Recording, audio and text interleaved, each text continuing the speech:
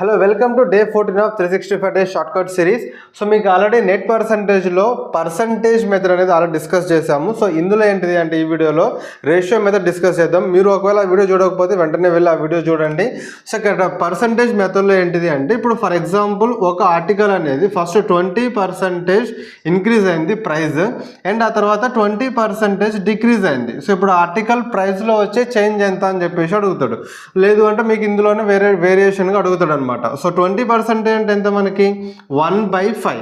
So first 20% increase అయింది. So అంటే ఏంటిది 5 యూనిట్స్ ఉన్నది, ఒక 1 యూనిట్ పెరిగి 6 యూనిట్స్ అవుతుంది.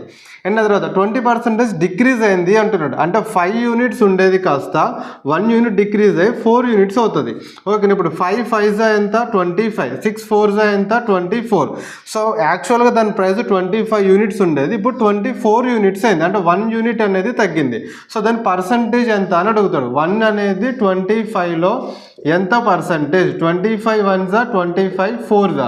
సో మనకి 4% మనకి డిక్రీజ్ అయిందా పెరిగిందా? సో డిక్రీజ్ అయింది. సో 4% డిక్రీజ్ అయింది అని చెప్తాము. సో ఇంకొక మెథడ్ మీకు నెక్స్ట్ వీడియోలో చెప్తాను. సో ఇలాంటి షార్ట్ కట్స్ కోసం కెరీర్ యాప్ని ఫాలో అవ్వండి అండ్ మీ ఫ్రెండ్స్ అందరికీ కూడా షేర్ చేయండి. జై హింద్.